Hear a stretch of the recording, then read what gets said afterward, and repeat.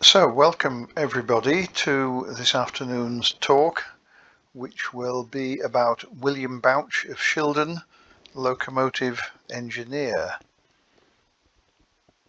Now there are two logos at the top of this slide.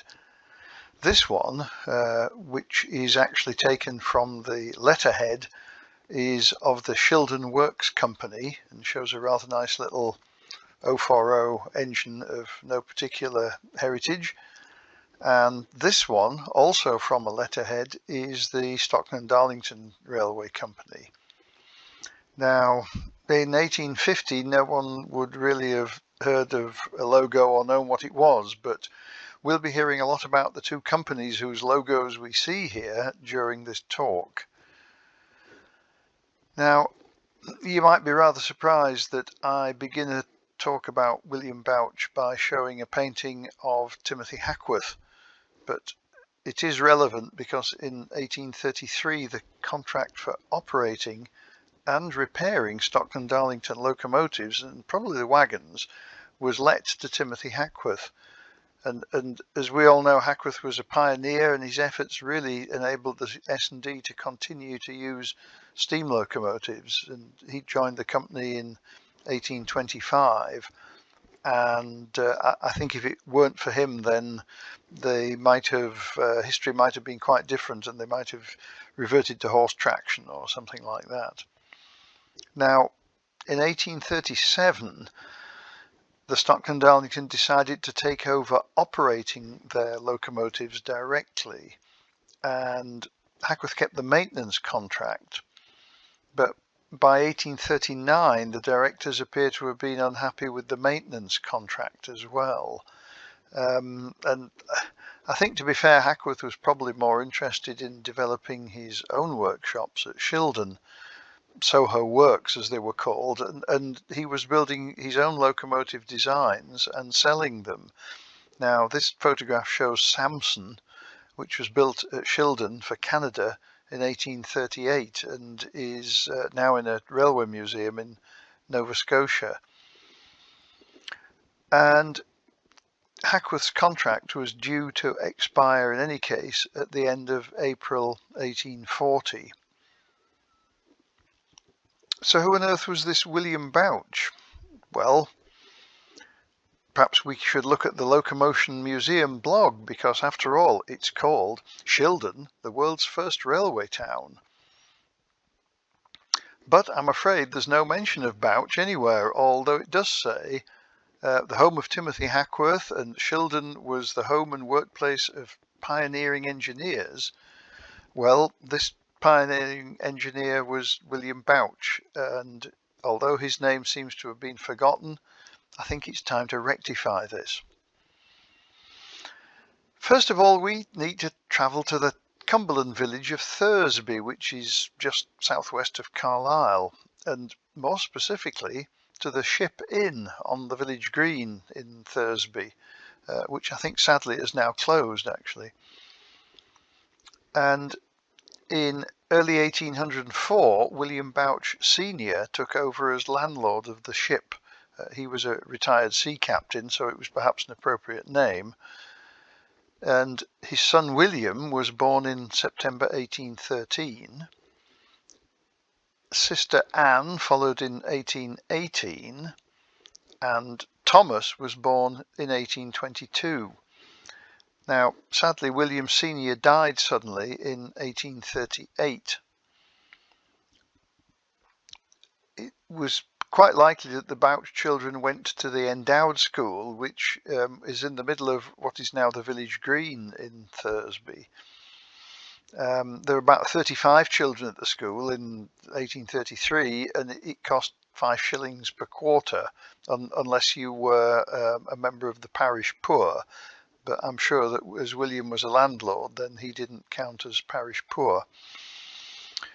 And then when he got into his teens, probably around 1828, William took up an apprenticeship at Robert Stevenson and Company in Newcastle.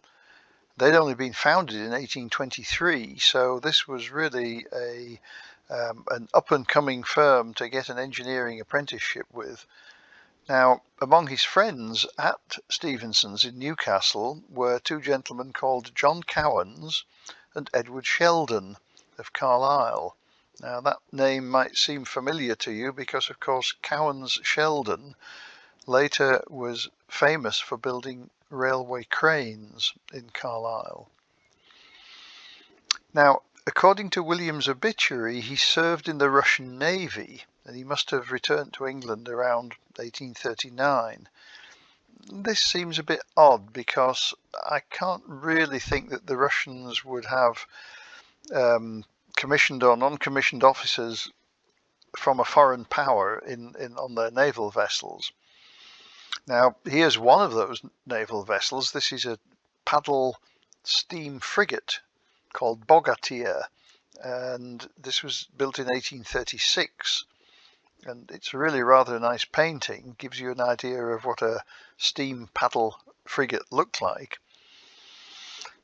Was William on that? Well, probably not.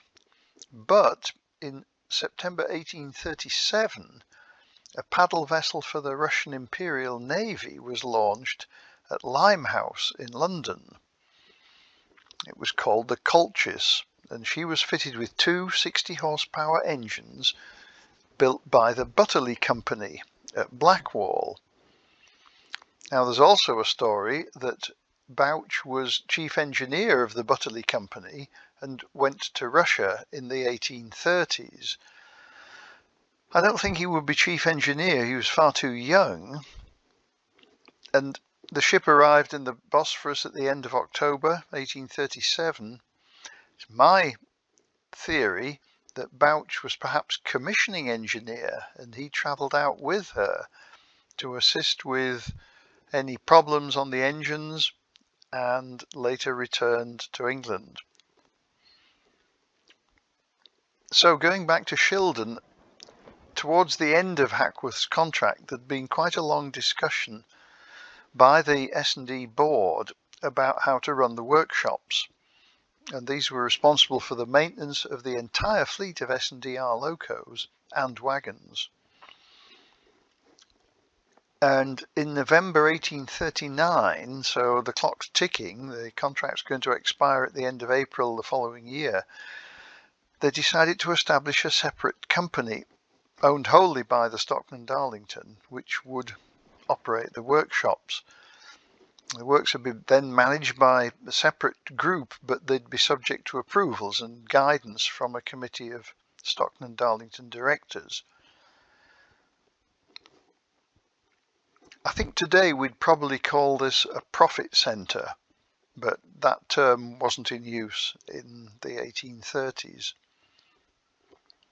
Now, the S&D workshops at Shildon were those at the foot of Brusselton Incline, which we can see here, and were not at Hackworth's Soho establishment. There's the Shildon S&D works with the red arrow, and the blue arrow shows the Soho works established by Timothy Hackworth. Now, the first mention of William Bouch in the S&D minutes appears to be in 1839, and the following appointments were made upon taking over Shildon works from Timothy Hackworth. They were John Harris, engineer, from September 1839, John Graham, locomotive inspector, from October 1839, Oswald Gilkes, who was going to be the manager of the Shildon shops from January 1840, and finally William Bouch, Shildon shops foreman, also from January 1840. So they had 4 months to settle in, and as the minutes record, on the 1st of May 1840, William Bouch and Oswald Gilkes, and they were both 26 years old, entered upon the company's shops under the name of the Shildon Works Company. And the directors established a Shildon Works Committee, and that consisted of Thomas Maynell Jr., Joseph Pease, Henry Stobart, and John Pease. And I suspect their enthusiasm was perhaps a bit dampened at the first committee meeting, because the managers reported back that the premises have now been inspected and found defective in many places and much out of repair.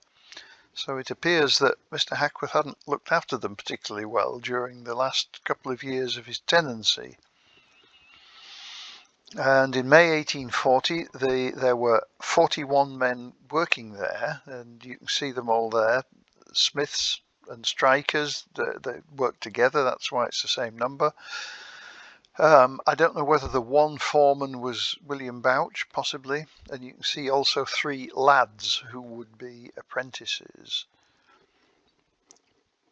Now, as a result of the growing work, then the workforce grew, and Gilkes and Bouch had to issue their first written notice to the workforce. At Kew there is a book containing all the notices that were issued to the workmen at Shildon, and this is the first one. I'll read it out. It says, 6th month 12th 1840, no footings allowed in these works. Any person who is known to demand or receive a footing will be considered as giving a month's notice of his discharge. There's a couple of things to note there. First of all, a footing, I had to look this up. A footing was a payment given or requested upon taking up a new position. And the second thing to note is that the date is written 6th month 12th 1840.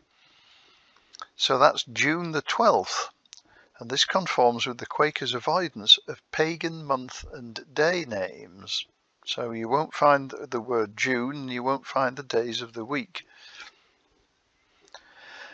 Even during 1840, the workforce grew quite rapidly, and by the end of the year it was up at 126. And at the same time, William and Oswald were busy remodelling the buildings, repairing them, and installing new machine tools. And it would appear that Bouch spent more time on the shop floor, and Gilkes handled more administrative aspects, but they were both engineers, so I suspect that they shared the work as well. Now, the early salaries show that Gilkes was regarded as the more senior manager, and as we've seen, William Bouch was called foreman. But look at the way their salaries developed, and William's began to catch up. And you can see that although William started at about a third of what Oswald was earning, by 1843 he was not far behind, which I think indicates that his abilities were being recognised by the managers. The board seems to have been quite happy with the profit centre at Shildon. The workforce continued to grow. There was an increasing amount of work, and you can see by 1847 there were 420 people at Shildon. That's 10 times the number that there'd been in 1840. And there were also a further 10 outstationed at Darlington, and there were 25 up at Waskerley on the moors on the route from the old Stanhope and Tyne Railway going towards Consett.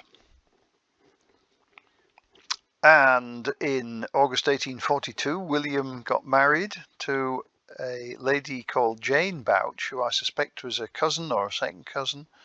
And a year later, Oswald married Anna Ford, who was living in Sunderland, but was a widow and actually came from Helmsley in Yorkshire. And of course, this was a good excuse, even in 1843, for a tea party. And here we see the invitation, which is also recorded in the Book of Notices. And I'll read this one out to you as well. This says, "The managers of these works will be glad of the company of all their workmen with their wives at an entertainment at the British schoolrooms this evening. Tea to commence at 5:30 precisely. Doors open at 5 o'clock. Bell to ring at 4 o'clock. Now, when the bell rang, that's when you stopped getting paid. So the men were normally, the bell rang at 5, and in this case, the men were docked an hour's pay, but they did get to go to a tea party. And there were upwards of 200 people there, and they sat down to tea, coffee, and cake. Remember, this is a Quaker establishment, so we certainly don't have any alcoholic drinks.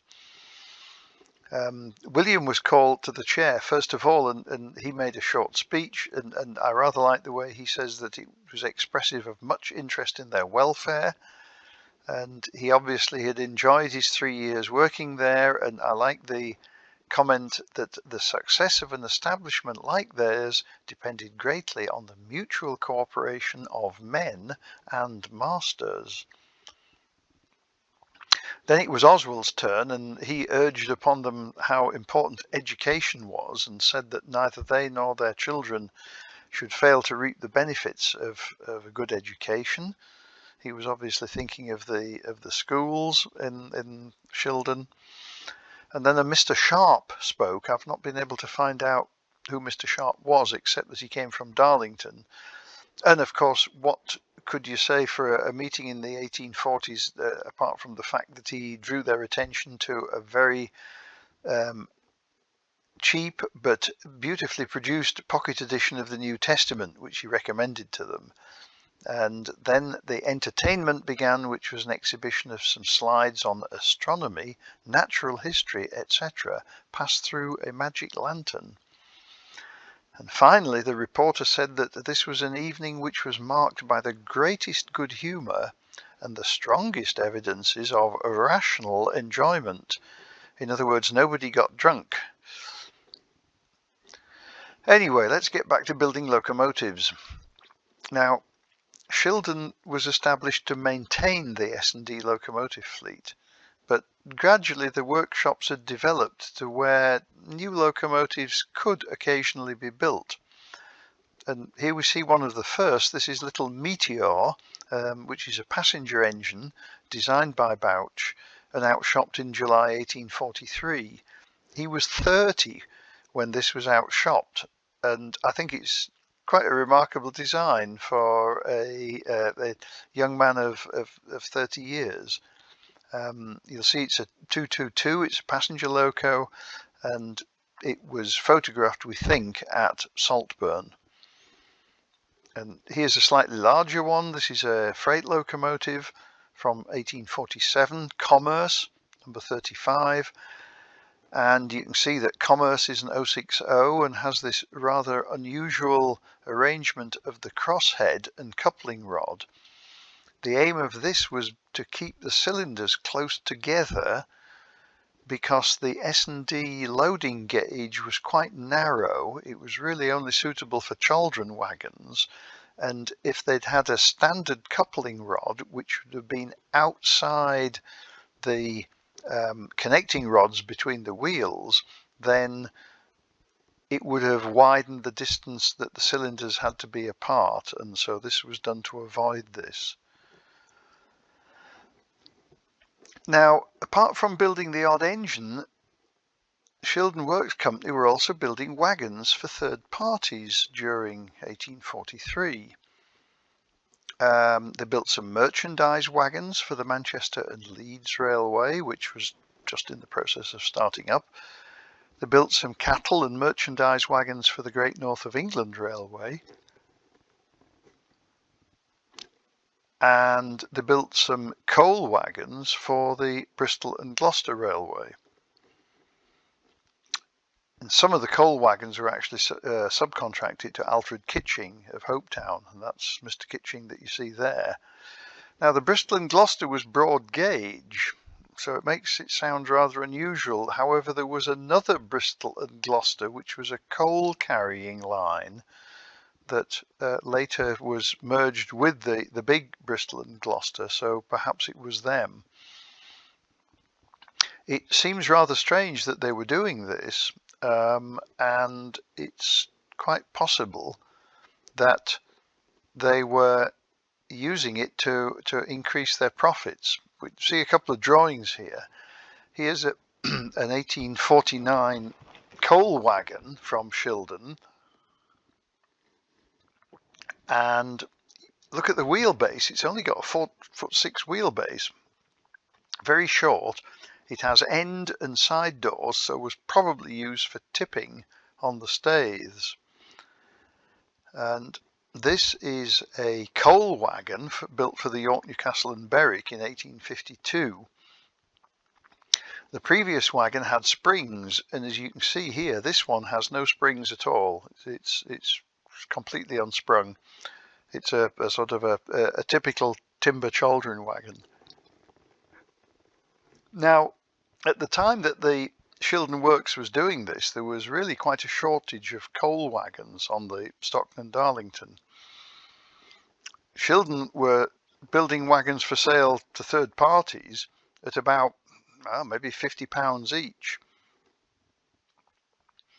But Kitchings were awarded a contract in June 1843 for 100 chaldron wagons, for which the S&D paid £13 10 shillings each. So what was going on? It seems a bit strange, but perhaps it's consistent with the idea of a profit centre for Shildon Works Company.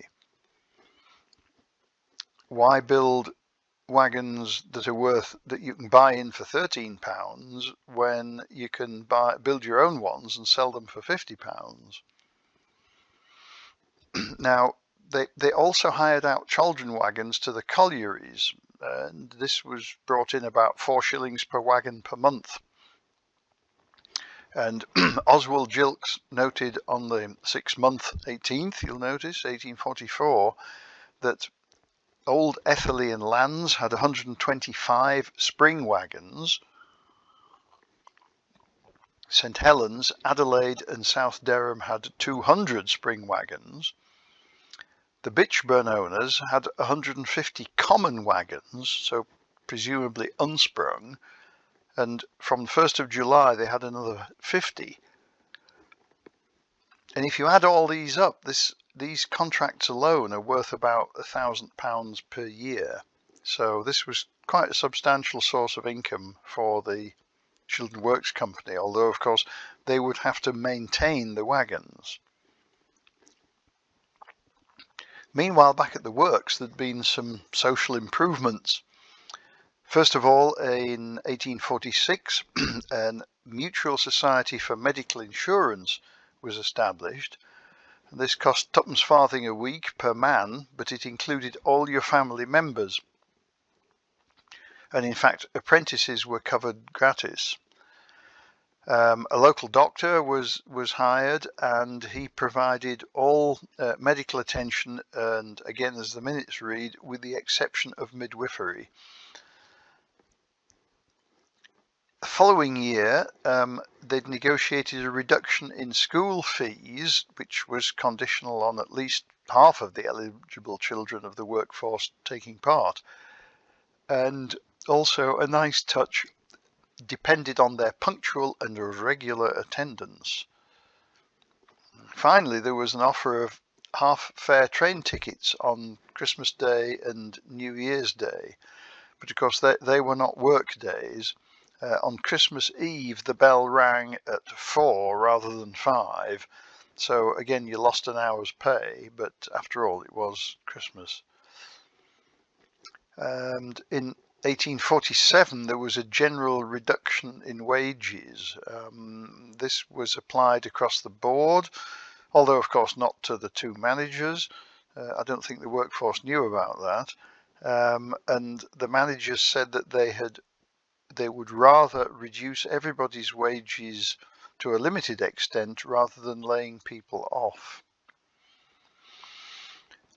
Now, by July 1849, John Pease, one of the Pease family, came up with a rather interesting proposal, which was to go back to the system that they'd had with Timothy Hackworth, where the whole, as he put it, the whole of this company's locomotive establishment, with the engines and other appurtenances, would be let with a view to contracting for their haulage, and thereby reducing the cost per ton on train.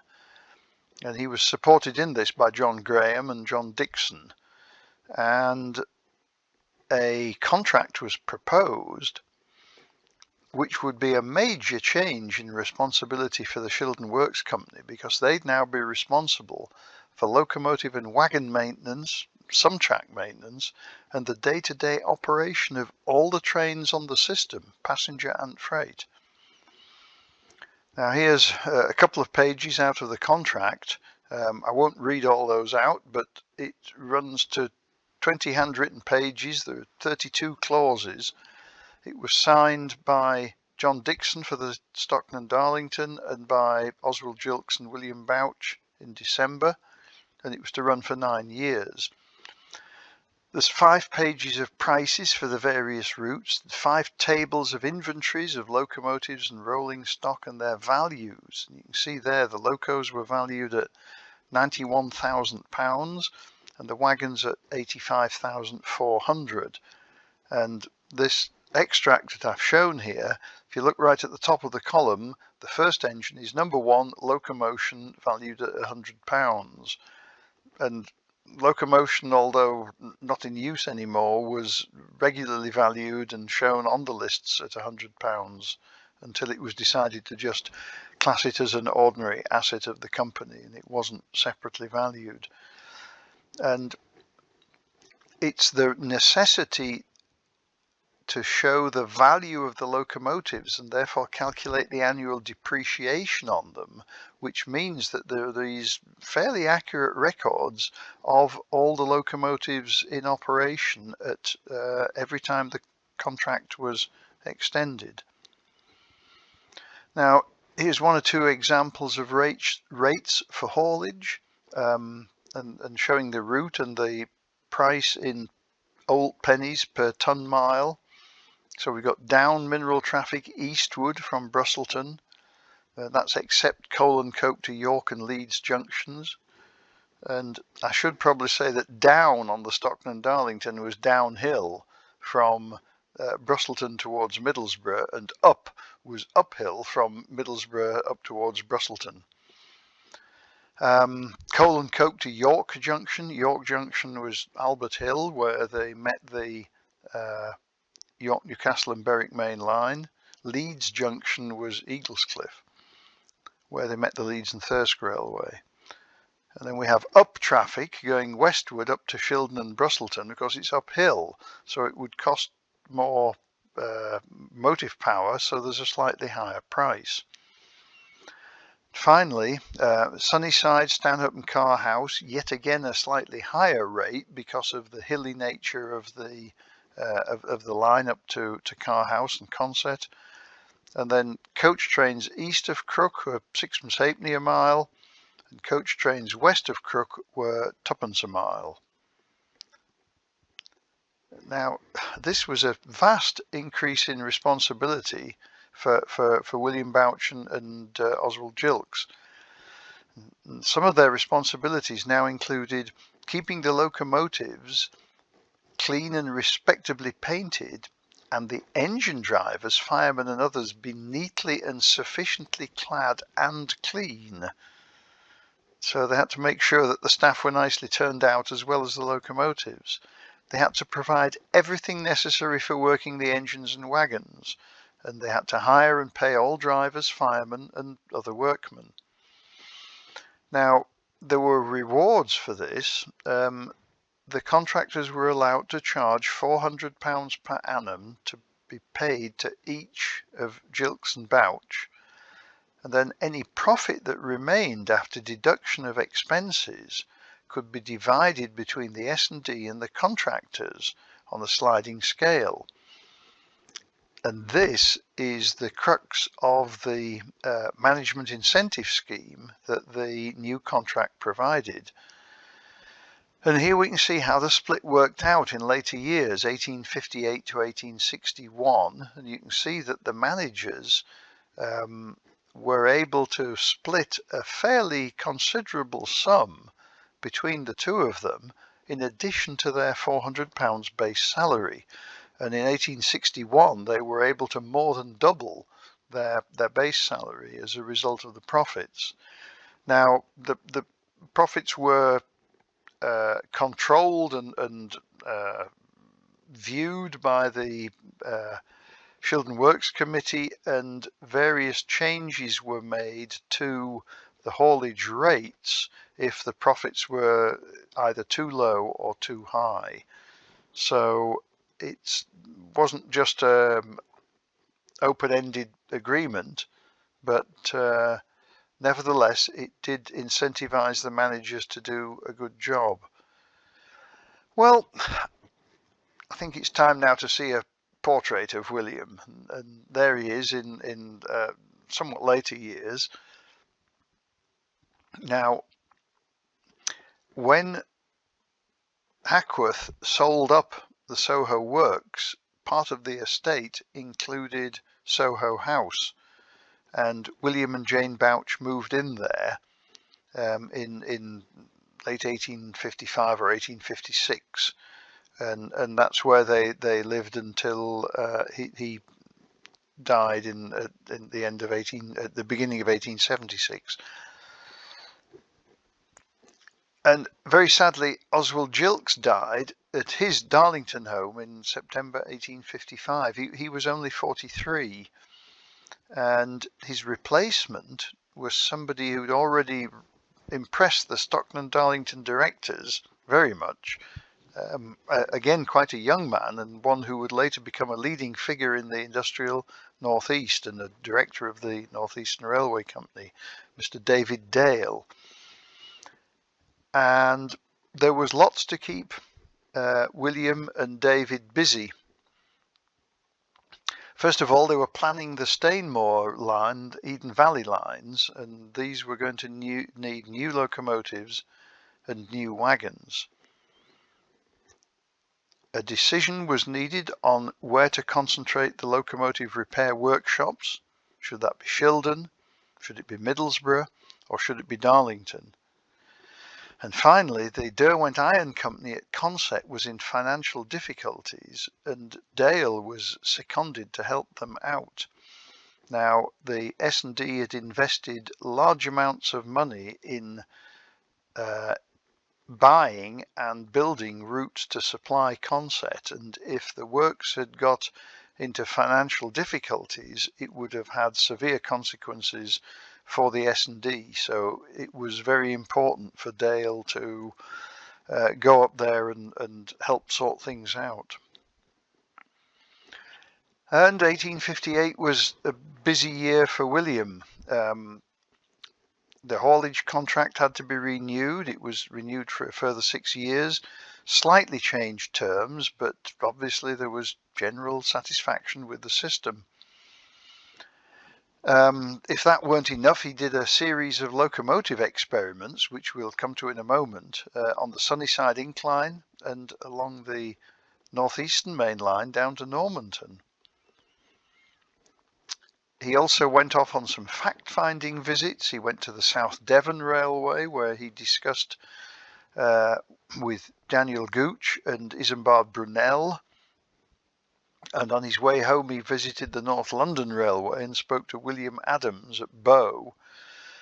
And all this was to ensure that the bogie design locomotives were going to be suitable for the Stainmore line. And both Gooch and Brunel and Adams were all very much in favour of the design and recommended them to Bouch. And if that weren't enough, he also went on a fact-finding trip to some workshops to see what the new locomotive maintenance shops should look like. And he went to Crewe, Manchester, Carlisle, Kilmarnock, Glasgow, and Edinburgh. So it was quite a busy year. Let's have a look at his locomotive testing. What they did was they used number 125 Gazelle, a long boiler 060, which was virtually new. It had just been built by Gilkes Wilson in Middlesbrough. And they also used number 123 Belle Vue, which was about a year old. And this is Gazelle standing at Shildon with her crew. And the routes that they used were the Sunnyside Incline, which At its steepest was 1 in 13, falling to 1 in 30, but the average for the whole incline was 1 in 16. So a very steep incline, and they tested the engine's ability to haul a few wagons up the hill and also to start from a stand halfway up the incline, which must have been quite spectacular.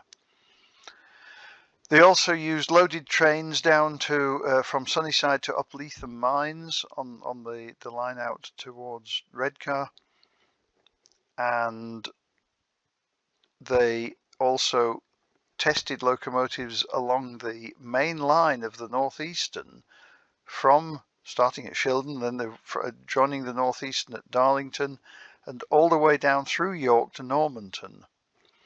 And I think that this possibly could have been arranged as a result of the fact that Edward Fletcher of the Northeastern Railway was a fellow apprentice, or had been, at Stephenson's in Newcastle, and perhaps the two men knew one another well enough to arrange a series of tests.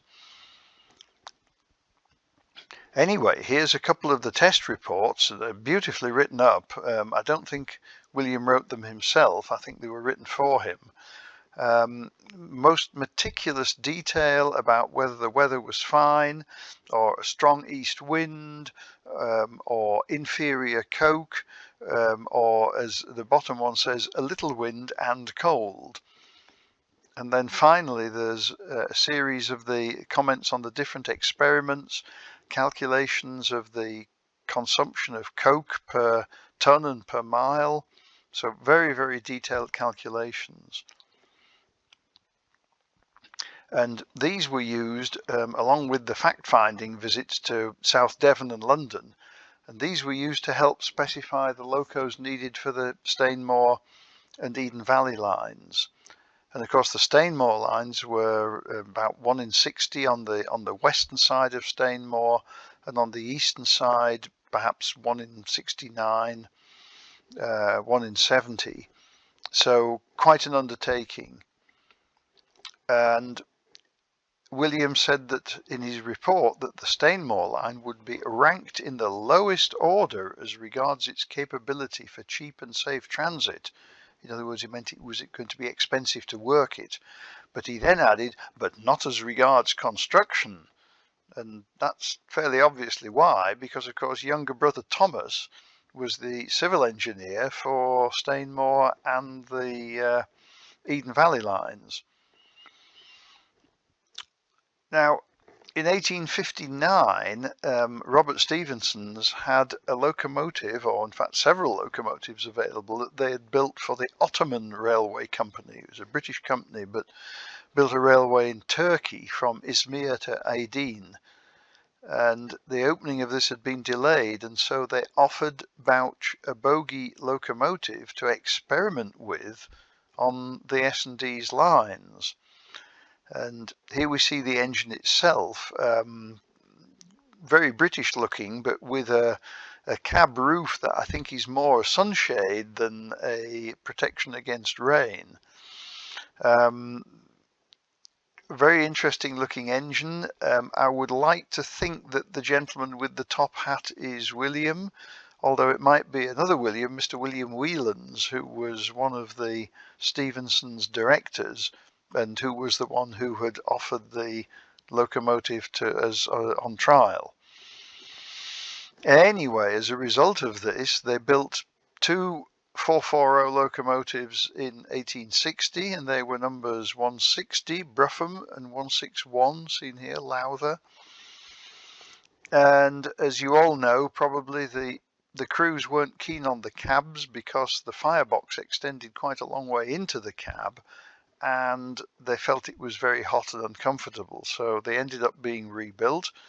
And this is what they looked like when they'd been rebuilt. This is Bruffham, in fact, no longer carrying a name, and seen at York after rebuilding. Well, there was still more to do. In 1858 and 1859, first of all, there was a proposal for new workshops at Darlington. and this was presented in early 1859. Bouch, I think, rather undersold this, and it was more or less looked like a series of roofs on legs. He said they had the characters of sheds and could be easily altered. I don't think the S&D directors were convinced, and so they decided to ask the brother of William Cudworth, James Cudworth at Ashford, who had built the South Eastern Railway workshops there, for his opinion, and he came back and said, well, it needs to be a lot more substantial and a lot more extensive. And he actually proposed that the buildings be big enough to repair 6 locomotives simultaneously. And the S&D board looked at that, and they decided that that wasn't quite enough either, and so they finally approved a scheme where 12 locomotives could be maintained simultaneously. And it was also James Cudworth who suggested leaving wagon building and repair at Shildon rather than moving that to Darlington. And in late 1859, they invited tenders for the new workshops, and construction at Darlington started in 1860.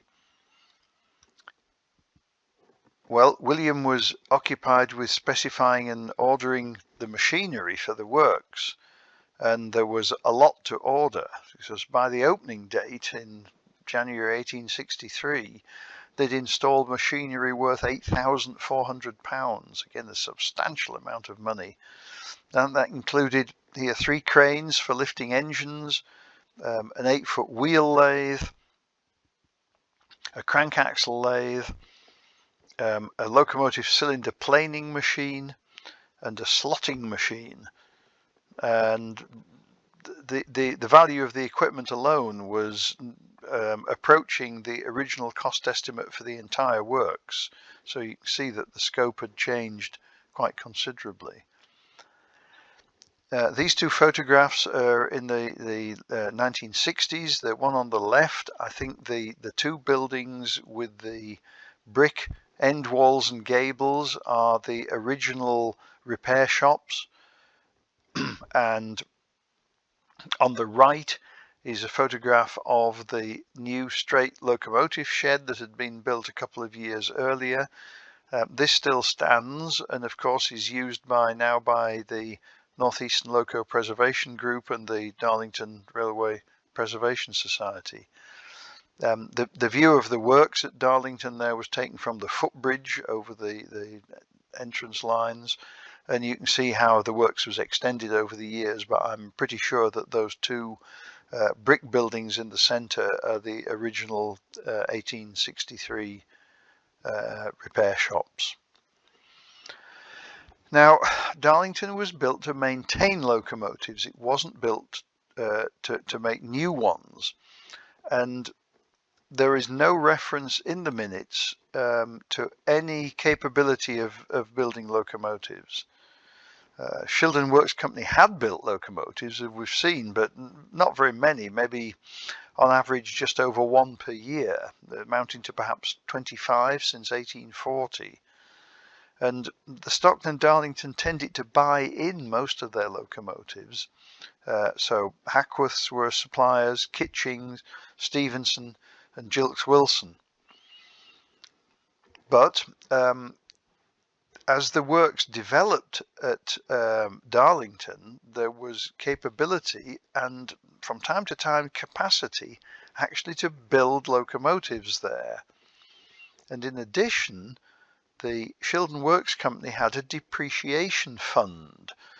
You remember they had to value the locomotives at the start of the contract each time, and this depreciation fund was used by the Shildon Works Company to finance new construction.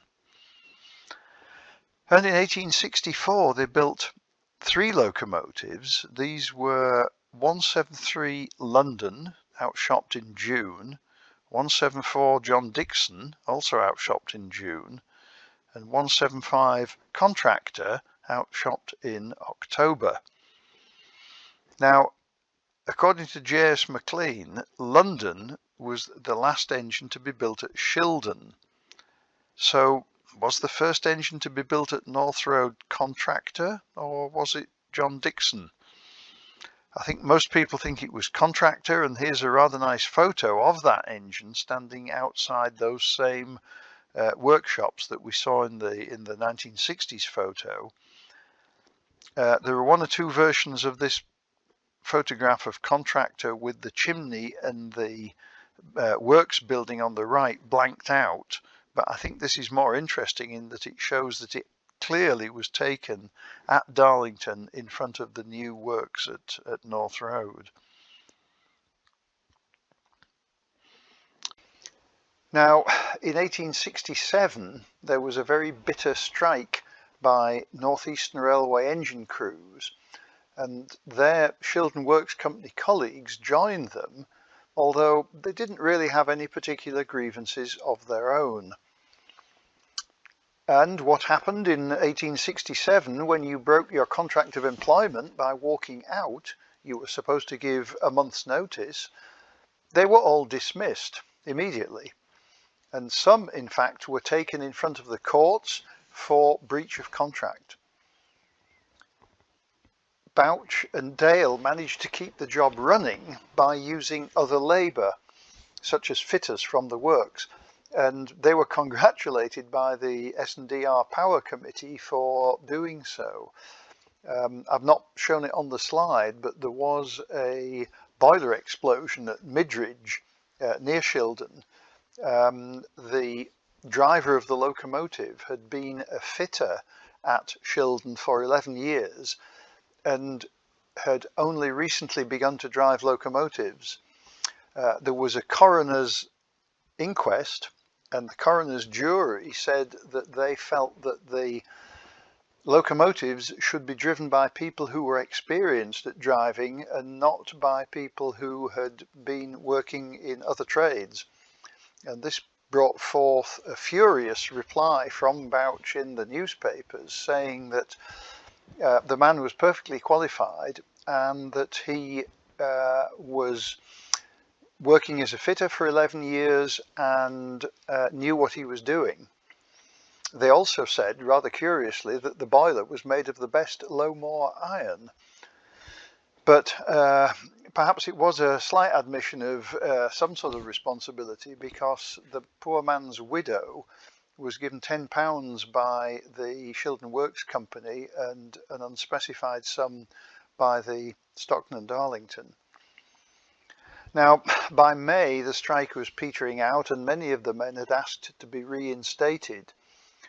They went in a deputation to see Bouch and were received courteously, as it says in the newspapers. 153 of the nearly 400 Shildon Works Company men got their jobs back, and that's about getting on for 40%.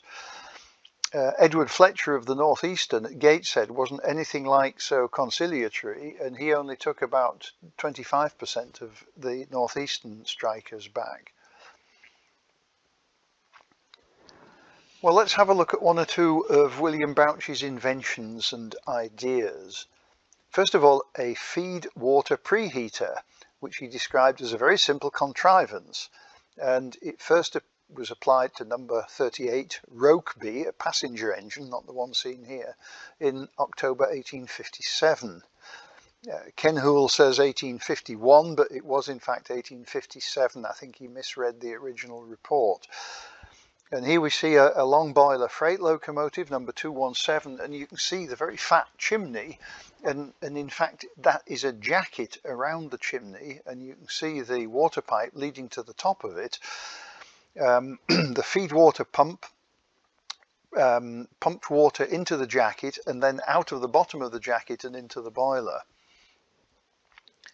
And this was enabling quite a saving in fuel costs. And here we see a delightful drawing that appeared in Engineering for August 1872, another classic Bouch long boiler loco, and you can see once again the feed water preheater around the chimney, and in fact a sort of a saddle over the smoke box as well to recover even more heat. Bouch was not in favour of locomotive brakes. He was worried that the tyres would overheat and possibly work loose, and he patented this idea of using the cylinder drain cocks seen at the right of the drawing there to inject steam in the opposite direction to which the piston was moving to retard the locomotive. Doesn't necessarily seem to me to be such a brilliant idea, but it was patented and appears to have been installed. Another brake that he did devise was actually using friction on the wheels, but it was with a steam cylinder to press a brake band onto the tyres of the trailing coupled wheels. And you can see the cylinders here in both the photograph and the engraving. You can't see the brake bands because they are behind the splashers. And finally, one of his ideas, which was reported in his obituary, in fact, was that the use of these shear legs to stabilize the rather primitive looking crane and to enable it to lift heavier loads. And here we see two posed photographs with number 161 Lowther, one of the Stainmore 440s, and they're both clearly posed photographs. There are one or two comments on these saying that the locomotive is derailed, but it quite clearly isn't. I'd also like to think that the gentleman standing in front of the smoke box with holding his top hat is William Bouch, but I really can't say whether that's the case or not. Now, in 1863, there was a merger between the Stockton and Darlington and the North Eastern Railway. I think probably some of the Pease family weren't too delighted at the idea of joining up with those dreadful people from York, but it made a lot of financial sense. There was in fact a 10-year period during which the Darlington section continued very much as it had been in the past. And of course this included the haulage contract with the Shildon Works Company. Now the North Eastern had had nothing remotely resembling a contract like this. I'm sure they looked at it and were perplexed at why the Stockton and Darlington had done it. I've not been able to find any formal document where the contract is terminated, and I think it was just allowed to run out. But there is a very detailed stock taking list at Kew for 31st of December 1873, and that is possibly marking the end of the Shildon Works Company as a separate organisation. Now, to give you an idea of the level of detail that this stock taking goes into, we can see here that there were 21 4¼ by 2¼ by 1/8 inch India rubber clack seat washers, each valued at 1 penny and 3 farthings, making a total of 3 shillings and 1 penny. In fact, it makes 3 shillings and 3 farthings, but I presume that they rounded up to the nearest penny. Now, there's very few images of the men who worked with Bouch at Shildon. This is one of them. This is William Snaith, who was the company cashier and accountant, and he also signed the receipts for the monthly payments for the haulage by the Stockton and Darlington. He joined the company in 1846, so quite early on, and he had 60 years of service. Finally, he ended up as store superintendent and locomotive accountant at Darlington, and very sadly, just about 2 weeks before his retirement in 1906, he passed away. So Bouch stayed at Shildon and then moved to the North Road offices, and he continued to supervise the Darlington section, as it was called, the Darlington section workshops at Shildon and North Road. He also began preparation work for the Railway Jubilee, which was planned for September 1875. However, his health was failing, and he sought rest and some recuperation down on the south coast at Weymouth. He must have been bitterly disappointed to have had to dictate a letter to Henry Pease, who was the organising committee chairman for the Jubilee celebrations in mid-September of 1875. And I'll read this out. He wrote, "My dear sir, I am very sorry that I cannot participate in the pleasure of the forthcoming Jubilee, and I am more sorry that I cannot be at my post of duty, sharing the labour and responsibility of the preparations for this event." And then he went on to describe how he was proud of the fact that the Darlington North Road Works could repair locomotives quickly because of the stock of parts that he'd accumulated. And his letter finishes as follows: "Two recent examples have established the fact that in the event of any one engine going into the North Road repairing shops, whatever may be the extent of the damage to be repaired, it can be accomplished in 7 days." And then it's signed, "I remain yours faithfully in affliction, William Bouch." And then underneath, per WBS. And WBS is no doubt William Bouch Sproul, who was William's nephew. William's sister Anne had married a Mr. Sproul from Liverpool, and this was her son. Well, sadly, Bouch never returned to Shildon, and he died in Weymouth on the 19th of January 1876. He was 62 years old, and in his obituary, the Northern Echo said that he did his utmost to promote the interests of the Shildon Mechanics Institute, that's the Railway Institute today, and was an earnest supporter of the Shildon Horticultural and Industrial Society. I'd love to have known what they did. And it says that he will live in the recollection of all as one whose amiability endeared him to those who were intimate with him, and whose abilities and sterling business qualities made him an important and respected member of the commercial community. And he's buried in the cemetery at Melcombe Regis near Weymouth. In his will, he left £1,000 to the Darlington Hospital and £500 each to the British School at New Shildon, the St John's National School at Old Shildon, and All Saints National School at New Shildon. So he put his money to some very good causes upon his death. Well, thank you for your attention, and I hope you'll agree that the name William Bouch deserves to be remembered, especially in Shildon, but also here in Darlington. Thank you, and are there any questions?